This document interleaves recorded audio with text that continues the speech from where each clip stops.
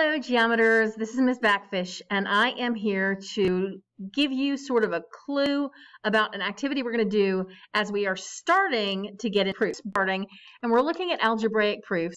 I am assigning some proofs that are from an activity that looks like this. Sorry, that window will go back up in just a second. But it is not one that I made. It's by someone by the name of Katrina Newell. So all props go to her. But my students, you guys are going to do algebra proof number 1, 2, 3, and 4 this way. So I wanted to show you how I want you to do it. And I'm using algebra proof number 5 for that purpose. So that is what you see ahead of you. And what I want you to do is I want you to go on a separate sheet of paper. And for each one of them, you'll put algebra proof number and whatever number it is. I'm doing number 5. And then at the top of it, you're always going to start with what you have been given and what you're being asked to prove. Okay, so on this one, I am given that 5x minus 21 is equal to negative 2x plus 28. And I'm supposed to use that information to prove that x equals 7. So we're not going to actually cut out and paste. We're basically going to use what you see here in terms of the stuff that we would cut and paste instead. We're going to use it like an item bank. All right. So moving down here, or just scrolling up a little bit, there are 2 columns of 4. So we have 8 items here, and they are not arranged the right way. Okay. So we know that on our paper, we're going to need to have 8 blanks, so to speak, and that 4 of them are going to be on the side that we call statements. We put statements over here. Let's space them out a little bit better. And that 4 of them are going to go over on this side and be our reasons or justifications. Okay, so that's what we're going to do with those 8 things we see there, is we're going to fit them into this. Now, first of all, looking at this, I can tell which ones are the reasons because they're reasons.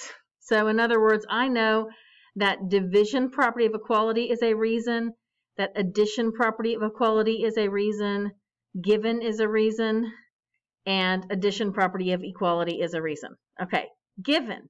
I know where that one goes right away because at the top of every proof, the very first step is you put whatever you were given. So this thing up here, let's come down and see if that step is there, and it is. This step matches what I was given at the top. So the very first thing I'm going to do is I'm going to write that step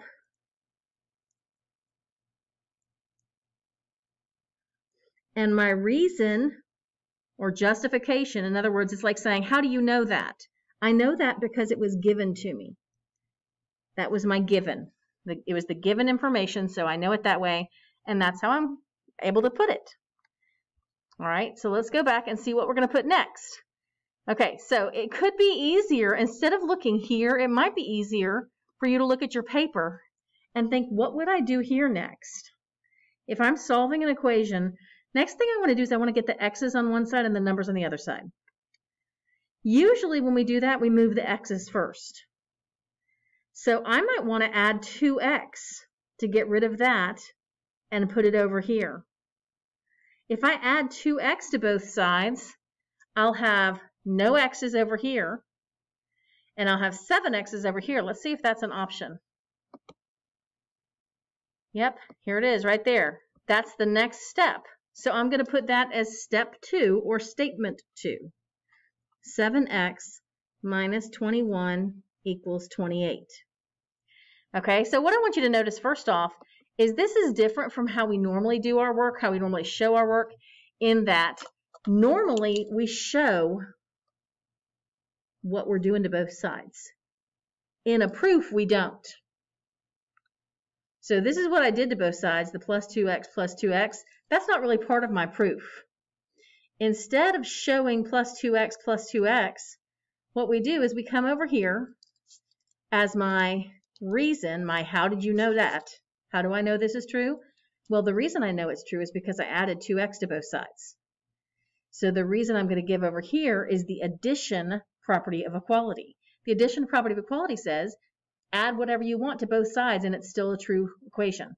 Okay, the two sides are still balanced as long as you add the same thing to both sides. So let's just double check that that's an option. And it's actually an option in two places. So I'm going to take that one, and that's going to be my reason that I can say that 7x minus 21 is equal to 28. Addition property of equality. Now, something that sometimes confuses people about proofs is this is not telling me what's about to happen. It's telling me what just happened. So in other words, coming from here to here, I'm explaining over here. So this is telling me how I got here. It's like, how did you know 7x minus 21 is 28? I know because I added to both sides. That's what I'm saying. The addition property of equality says you can add to both sides, and that's what I did. All right, so let's see what else is left in terms of the equation. We've already used this. We've already used this. We don't want to use this yet because look, that's what it says next to prove. The thing that it says next to prove is saying this is where you have to end. So we always have to have that be our last step. Our last statement is going to be x equals 7. If I wanted to, I could go ahead and fill that in. I could say, well, I know the last statement has to be x equals 7 because the last statement always has to match what I'm asked to prove. It's the finish line. If I'm not at the finish line yet, I would still be going. So I know that because the proof stops here, I'm at the finish line there. All right, so the one other equation that I see there is this one right here. 7x equals 49. So let's go ahead and write that here and see what happened to give me that. Let's see. From here to here, what's the difference? Well, it looks like we added 21 to both sides. Okay, and again, in a proof, we don't show our work. I'm just showing you what happens so you understand.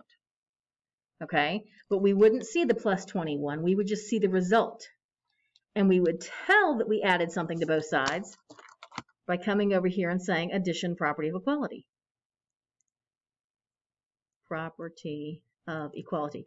A lot of times people abbreviate that POE, property of equality, POE. And you could do that if you like. All right, so let's see what else is left. I have used the addition property of equality twice. Okay, I have used given. I have used all the equations. The only thing that's left is this guy right here, division property of equality. Let's see if that fits right here. Okay, division property of equality would be saying that I know this because I divided to get here. So did I divide from here to here? And yes, I divided both sides by 7. That's what's happening. Okay, it's not being shown, but we divided both sides by 7. And that's how we get x equals 7. Division. Let's use POE for property of equality. Okay, so this says property of equality, just like these. All right, and that is my proof. So that's what I want you to do on these, is basically just go ahead and write it down using these steps and putting them in the right order. Hope that helps.